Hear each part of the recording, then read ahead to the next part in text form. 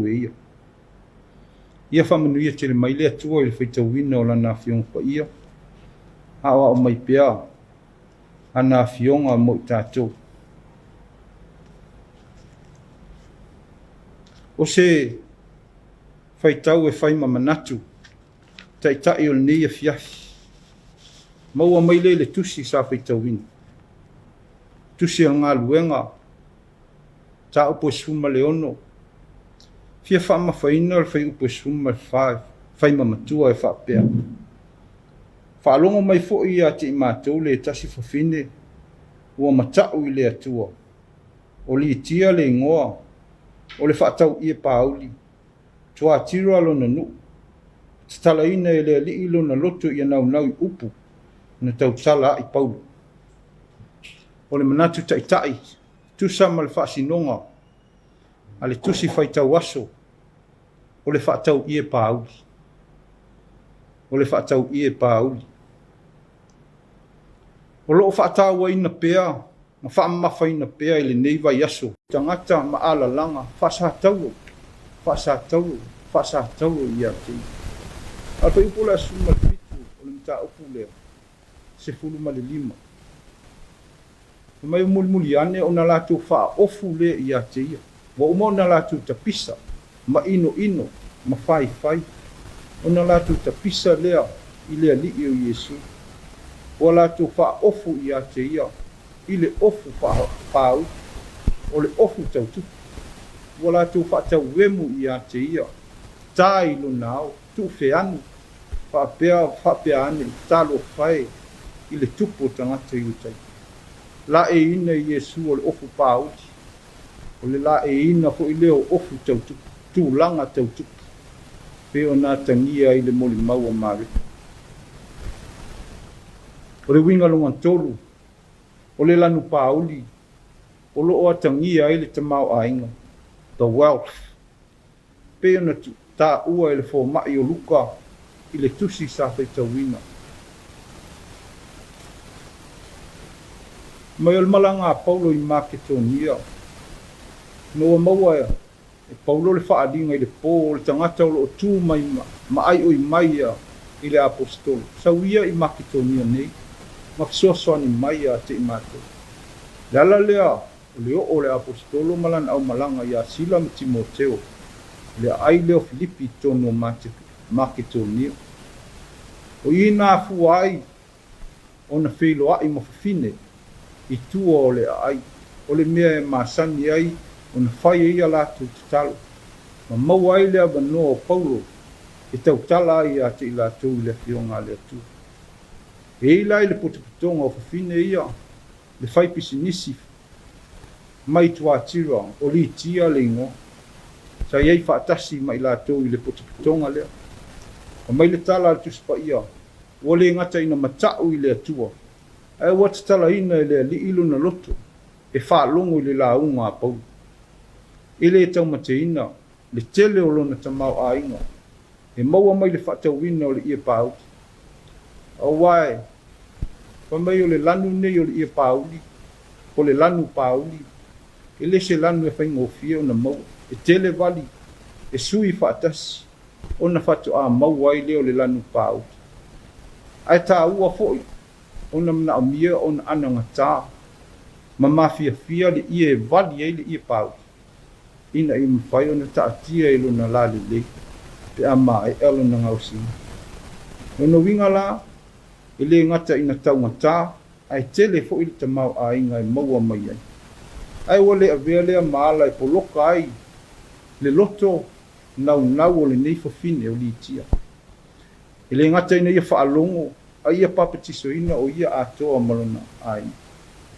A o se fe au tau fo i lea mo i tātou, le au whaafonga li nei Afiafi. Ai mai sei tātou e maua ai le oa ma le tamau a ingo le nei ola. Ne a vea le oa ma wha mua. Ma a vea maala tātou te le ilo ai le atua malona finangala. Le avea le oa mala e te le toe fia mafuta ai. E ala i le te talo, ma tāpua inga whaitele, tāpua inga i te tonu o uainga. ni avea le oa maala e fuli tua i le atua malona alofa tausi mai i aso faiso. Lea ua tātou maua le whiau mai ali tia le nei Afiafi. O le whaatau ia pāu. Ua le ngata ina pāpa tisoina o ia whaatasi a toa malona au ainga. Ai ua toe ofo atua na mea lona fale maana mea tō tino. E tausi ai ie na tala i mai. Paulo malana au malanga.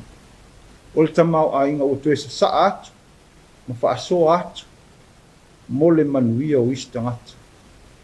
Ua le avea le tamau ainga, ma mai leie wa ai maulalo i istangata. A ua whai ma whaamanianga sa atu, manuia ma soifua le leie ai istangata.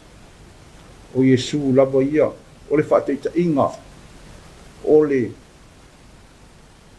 ola whaasoa mai, o le ola tamau ainga sa saa mai, na matua whaamatiwa ina ia whaatamau ainga ina i tā ua. Na o lava le whaatamau ainga ina o oe ma, ina ua maliu Yesu, i lona maliu pua ngai le sātou, ina ia whaatamau ainga ina i tā ua. Ina ia maua i tā ua le ola e whaulua. Me le whiau, whaamalosi nei Afiafi. O whaalongo mai foi, ia te mātou le tasi fine, ua matau i le atua. O li tia le ingoa, o le whaatau ia pāu. O te tala ina e le li ilo na lotu. Ia nau i upu matau tala ai pau. Ia ina ia whaamanuia mai le atua. Ma ia o mai le whiau o nei Afiafi o le whaatau ia pāu. Mo i tātou, au tātou whai malanga pia. Ono Yesu. Amen. Oh,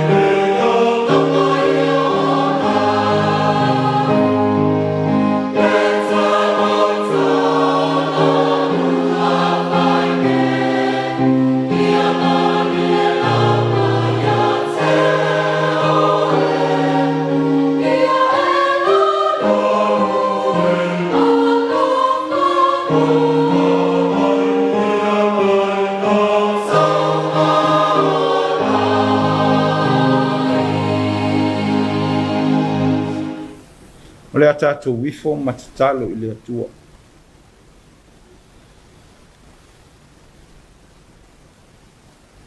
Le li ie le atua o atua ma le li o li. Le atua e pitusili o na latalata i ate i mātou i so se taimi o lo mātou wola. O mātou whaasifo i ate oe le nei Afiafi. E ala i la mātou tāpo inga nei. Se momoli la mātou whaaftai ma le vi inga i lo suafu. Ona o lo walofa ma lo whaamaoni na uai ate i mātou. O mātou tau nuu le ola i le nei tū la i le manuia. Lo watu nuu ma i mātou uma. I ala o fe au mga luenga sa la vasi i le nei asu. O le tangata malana sa anga i ai. Aua tau muli pea lo walofa ma lo wanga le tausi lo mātou. Afu ai o na mātou tau nuu i le nei tū la i le manuia. Whafo i atu le vi inga ma le whanene tanga i lo suafu. Ia vi ia la o fio e whaavavau. Awa o lo walofa o sili le amo i mātou. O le se tafa e le o iei lo whaamaoni. O le whaititia lo wanga le mai, ma lo walofa mai ate i mātou yaso uma. Mātou whaafitai ma vi ia i la o fio i le nei tūra. Ona o lau tau singa ma lau leo leonga i lo mātou wola. Mātou tau nuu o nei taimi lo file mu e au noa mani whaale vilavi. Au ni mea e whaapapole ai lo mātou wola. Whaama lo whaafitai lo tausi mai. Whaafitai lo leo mai. Whaafitai lo pui a te mātou. Wana o sa mātou wola lava e whae e le tau. O lo mātou wola fo e u whaatu saina. Wana o se puao e fotua i mai ma to e mou atu. Ona se mutia e whaingo fie o na mang. Aulo lava alofa le li e. Wafu ai o na mātou maua pea le ola e o mai nei tūla. Whaaftei tele lo mātou tua. Whaaftei lau whaasoa mauta mau a inga e fua i mai pea mo i mātou. O mātou whaonga ma vanga ia. Lo alofa whaasoa ala ese mai i le tino nei. Lo mātou o langa o aso whaiso. Whaafitai la o fio nganga pa ia. Olo mātou fisoa soani siki. Whai lava la o fio ma o mātou matua whaatonu. Fisoa soani ma taito o lua lo mātou vai. Mosu ia i mātou i mele lei Tusa o na mātou whaia. Tusa ai malo lava fina ngana. Whaafitai e o fionga pa ia e ao ao mai. Whaatonu ai lo mātou wola. I fo na mātou whaitau i e ni Afiafi. Ma o mai ma du tau mai mo i mātou. Ina ia tupo i pea lo mātou whātua tua. Ina ia maua ma maua i pea i mātou le poto. Ina o mātou i loa na whaitau o fionga. Ma mawhau ma olai. Whaafitai lo mātou tua. Manuia o mātou mawhtanga i tutonu o mātou a inga. Tangata malana e whai. Tutonu o mātou a inga i mawhtanga mātua ma whanau. Tono e kalesia i mafutanga whaiwhi auma e kalesia. Tono lo mātou atunu. I mafutanga lātou o e whai mapule. Mafutanga tānu. Mātou te whaafitai tele. Whaafitai lo wanga le mai malo. Au maia e o le file mu mal manuia. Maua i pea lo mātou nofo li lei. Au mātou au mau maola ni nei o langa le tu mau. Whaafitai le whaapale o lo walofa. I lo mātou wola le ato atoa. E ola e tele na mātou pāu u ma whaia ina. To i lalo ma olo pala ina lo mātou wola whaatua tua. I o mātou lava tu ina nau. Ma mai leo o mātou lava tu ina nau. E mātou te whaafitai sili atu na tele lo walofa whaapale. Wa e onusai ai. Ma e tu oava noa i lo mātou wola ina i Samoa. Ina ia o il Samoa ma fo'i i atu oi. E mātou te whaafitai tele lo mātou wali. Whaafitai mele lei umalava. Wale mawhai o na tā ea. Ma mana tua e o mātou loto. Whaalia ai lo lava anga le. Ma lo alofa tausi. Ia te i mātou i aso whaiso. Tau ia ina ia vi ia lo suafa. A fo ia tu lava i lau o fia o le whaamanu ma le whaanene tau. ia o lava i le whaavavau la. Sisili na mātou fia whaaftai a Iesu, olo mātou li whaola o le na whaia le o la tanga, whaamangalo ina o mātou se maangasa. E ala ilon soifua, lona tamau a inga atoa na ofo mai, sa saa atoa mai u whaamatiwa ina ai, na ia ola ai i mātou le whanau tangata. E mātou te whaaftai tele. Ia i lau o fiolo vi inga, o iatu i lau o fio le whaamanu ma le whanene tanga, nei maso uma ia o i whaavavau. A o mātou te talo i atu e nei Afiafi. Se whaamangalo la mātou i fonga nei, o i mātou lava o tangata le tonu ma le tusa i o luma. Se atu nuu e le pōnā mai lao mātou o langa i atu e. Mātou whaia lava me le tusa ai ma lo fina ngalo. O mātou wa mio fo i a mio e le tusa mau wala ma lo fina ngalo. Whamoni mole whamangalo i mātou, lo mātou wā tangata, lo mātou wā whisota, tele na mātou whitu iaim, tusi lima, tua ina le leanga isi o mātou leba a ifo i a te mātou lau. Whamangalo, lo mātou wā i malau o fio, o mātou le ana, ma le tausia o polo inga, o mātou le ola ina o wala malufina ngalo i asu whaiso, au whai lava o mātou loto, o mātou tau mamao malufina ngalo, au pū lava o mātou loto e whaia i mea mātou te mana na o ai. O le mātou o ese lava lea, o le mātou wangsala lava lea, o le mātou wa ai tui lava lea i lau fio. Whamole whamangalo, whamama i mātou, e anua noa i o mātou whale tonu, e anua noa i o mātou sise, lo mātou watunu u atoa, whai i mātou masui e tatalo, Tapuaiga i ate oi ni Afiafi.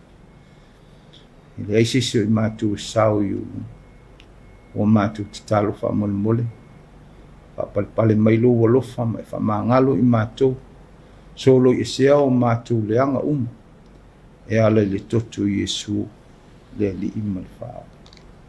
Lava matutoelo na mana e tongi o lai, whamangalo i o mātou o masala mwhale tongi. Liuli walo mai o whonga alofa mai whamanuia i mātou, o ifo Tapuaiga i o luma ni Afiafi, mai moanga lo mātou o tunu, lato umo o mātou whai Tapuaiga whaatasi, whamanuia mai ate i mātou tama. Mātou talo i e whamanuia lo mātou watunu nei, i ona tupu mauna latou o lo pūlea le mālo, manuia na tau mwhainga, manuia na tīnai, manuia lona pūlea ina i mwhai o na pūle tonu, pūle sao, pūle tusa malo lava whina ngalo le li. Whamanuia le lautele o lo mātou watunu i nei whanau, le ngatai leo talavou, ma a inga teitas, mātou talo i eilau whamanuia, stono a inga teitas i mātua mwhanau, ina e mwhai o na iei manuia o lau fio e tutupu ai, i le file mū ma le lei mai a te oe, teita ina ai o mātou a inga, manuia ai o mātou whaiva ma o mātou tiuti. Talo le li ie, a pēna e whamanuia fo ili nei, ala leo, wow.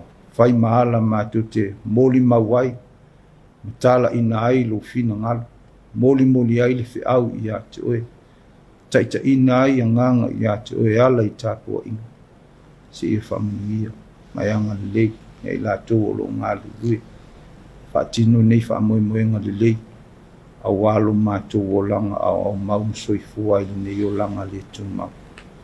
Mafuta ina lo mātou wola nei Afiafi, se taimi mātou te tau mawai, sa uni e malo lo le pō, i whapea lawa na tausi mai o au maanga le mai.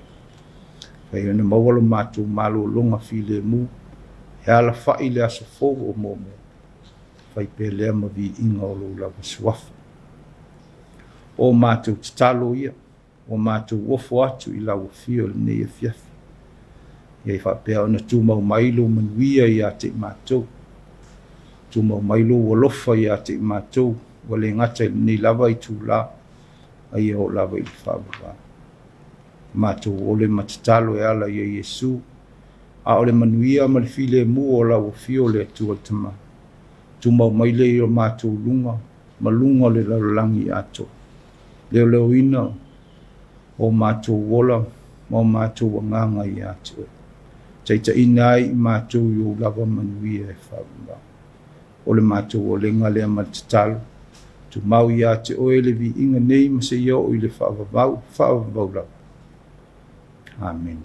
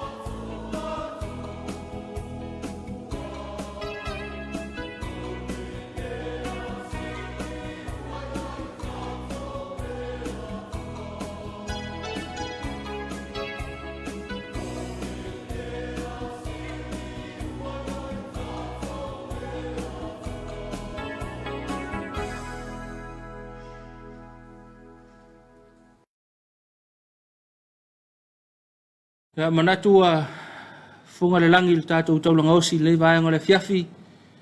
Ia wano whale fo ia satu ia maa se whiau fola le tau le taulungu mai. Ia mo le au whātua le nei vaenga le Afiafi. Whale ola ngā whātaitele le tāpenanga mātangofia le tātou tofi le sunga ia polata i vauroni. Sunga i le wao soani mai le EFKS Samoa. Whātaitele mo le tāpenanga, malo te talo, whātaitele mo le whiau le tali lei. Ia ua tō matau ina aisi o tātou atunuu i le umai foi. Ia male mai ai o whiau mga aruenga o le nei aso. Ia sanga whaafoi pele mau e tele, whaale nganga, lau sunga i le au. Ia walawa le lango i le ngā ruenga le atua. Ia mua foi le soifua malolo ina le leile tino o le mafau male nganga. Ia walawa tiute ese. Ia ua tutofia i le atua i le nei vai tau. Ia manuia foi le Tapuaiga ale falitua male ainga malo lava i lau susunga i la ofsosani mo le tapenanga ia fa malo fo il Tapuaiga le sunga i le faafengainga mal falitua mal tato e kalesia i vai lima mo le tapenanga o le tato Tapuaiga le ne Afiafi malo lava fa toa i lau sunga i le faafengainga mal falitua mal kalesia le au tele se i o lava i nai fanau ia fa pe fo il Tapuaiga le sunga le tuina ia mal falitua ia male nofa faafengainga ia kalesia maulotu ia ile tatou pulenga ile nei payaso ia tatou fainga lotu kiki a misi fa malo ile afai pese fa malo le official afai pese male awasafo ia fa pe foi vivi inga mo vivi inga le tua ile tatou Tapuaiga ile nei Afiafi fa malo foi ile tatou no mo sao ia vi inga le tua ia lua ile tatou Tapuaiga mo le nei Afiafi fa malo lava mo ngā ruenga le leu whaatinoina. Mai mo mali tātou atunu i nei whaasalaunga, whaasisilanga whalau i tele, o maua le tātou por kalame ia o na whaawawa i pele o le tātou por kalame le ne Afiafi.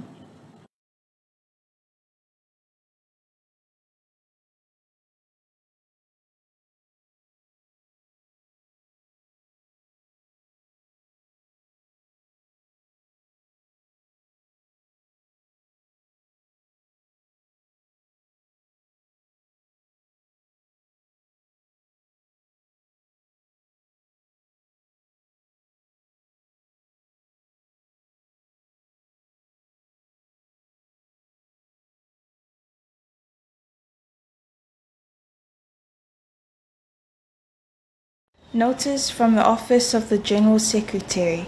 Employment opportunity re-advertised. CCCS is inviting applications from qualified individuals for the following position. Position, Internal Auditor. Salary will be commensurate with experience and qualifications. Type, contract is for 3 years renewable. Location, CCCS, EFKS Central Office Tamalingi. Closing date 4 p.m. Friday 2nd of December 2022. Job profile. The appointee will come under the direction of the Church's General Secretary. The internal auditor ensures that an effective system of internal control is in place and complied with at all times, and to advise on policy and/or procedure changes as appropriate. He or she ensures to identify risks and suggest risk management actions, and to examine and evaluate systems and activities in the CCCS Central Office.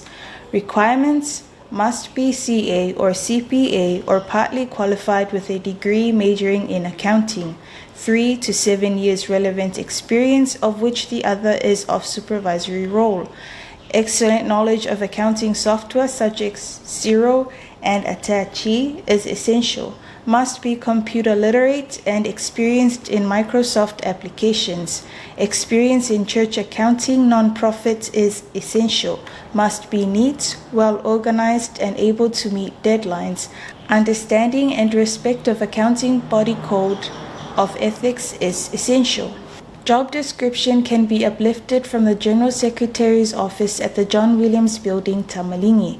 All applicants need to provide verified copies of qualifications, an up-to-date CV, 3 respected referees with genuine contact information, and a letter from your church minister.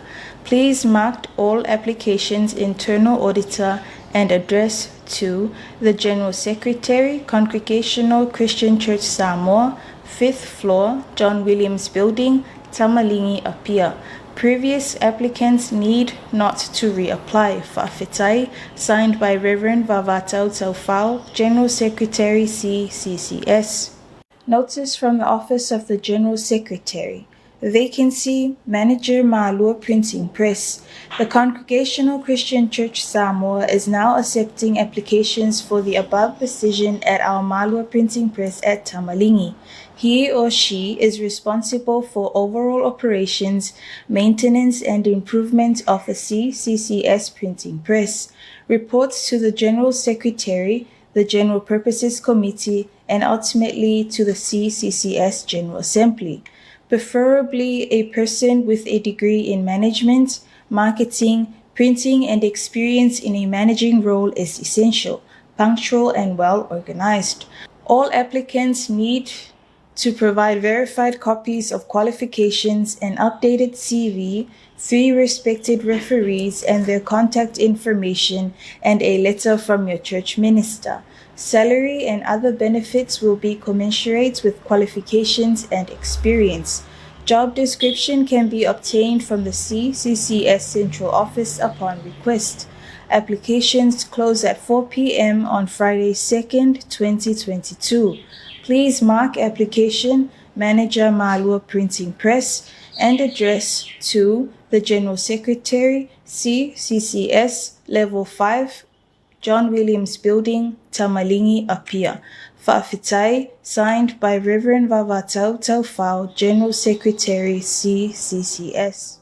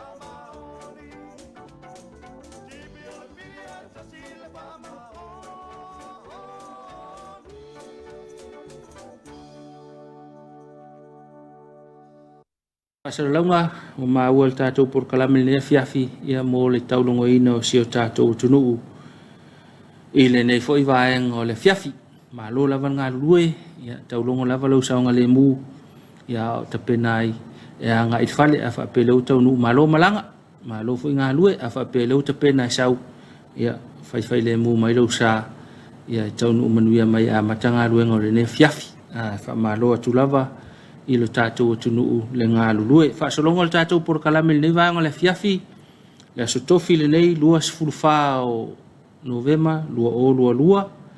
Ia o le tau le fitu le tātou Samoa taulongolongo, ia afa le fitu talawa i whanua mai le alata fitu, le televisi Australia, ia o le afa le valu o le por kalame o le aua le aini umalili.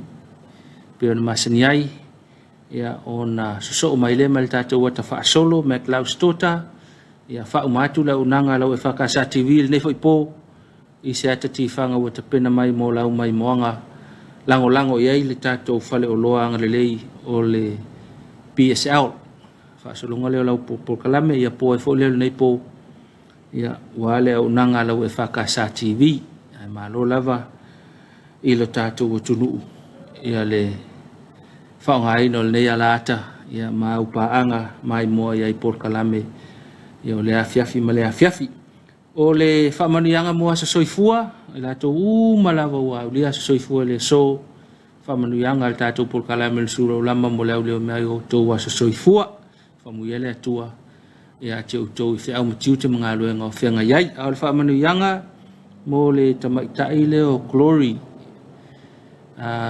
i Suvai Fiti whamanu atu lo waso whanau Glory i le so ia sang whamanu ia le atua i lo awai i lo iai nā tunu ese ia ono ni whamoemoenga lo whangia i le atua mo walo fia le wau le mai lo waso whanau i le nefo yaso awusong fia ia e fia fua avel whaaftai ma le vi inga i le atua ia ona o le tausinga le fo wa ulia mai le so soifua le nei fo i tausanga sanga whamanuia le atua i le ola o ina ma le iai nā tunuu ma losi le mafau ia wa o ongo whenga iai le ngata fo i leo le me ese o le nei o langa ia sili ona matau lo loto mo lau nganga i le atua ia o le whamauina ma le amatanga le o le poto me le uma manue tele lo soifua tele ni siaso lo whangia lo ola tuputupu ai whaonga o ele atua i nisi au manisi ngā luenga.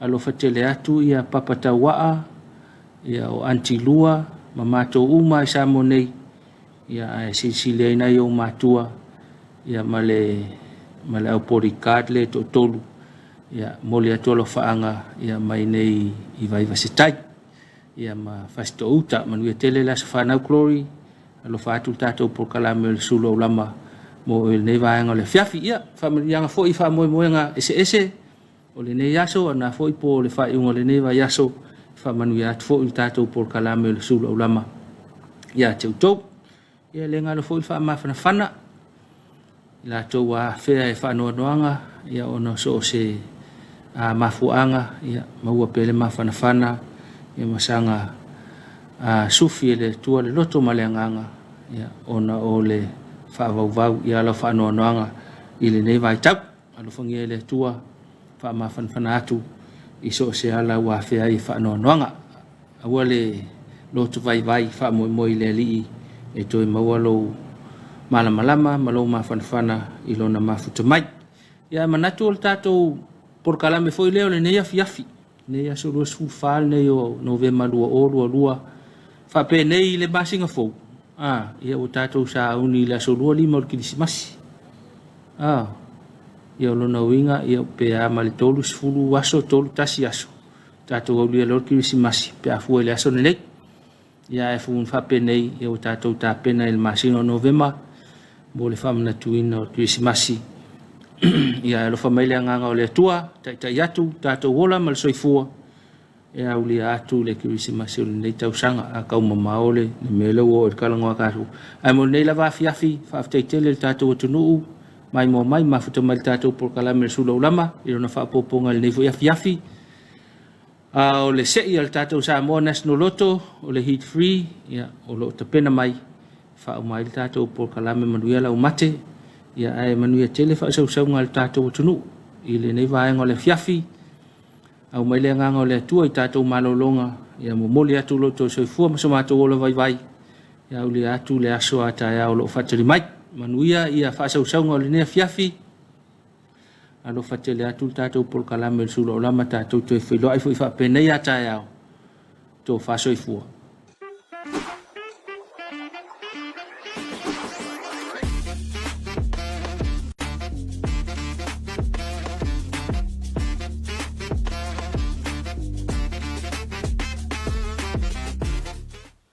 Lava Samoa le nei tula le aso, mo whaitema tātou sa imasani lo Samoa National Week 3, lana sa inumera valos fulma le iwan nei, lau tula li malun malo sumai, awa seki no tātou maa.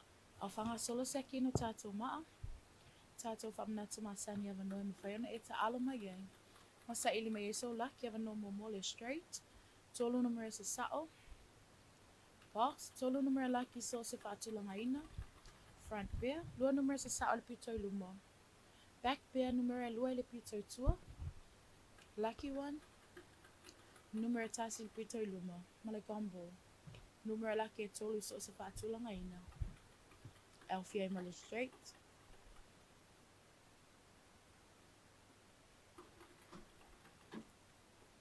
Ele nau ma ensa ki na tato ma.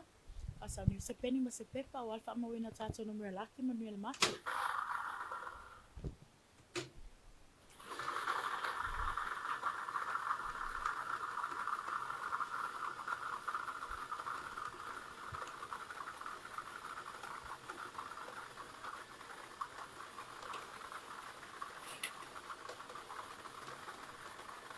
Tato numero more le numero lua. Our first winning number is number 2. Tato numero lona lua le numero iwa. Our second winning number is number 9. Male numero muli muli le numero iwa. And our third winning number is number 9. So if I funga may numero laki ne, numero lua, numero iwa, male numero iwa. And as I'm what if I win an alo se ili ne yaso on your telephone funga to it so fast.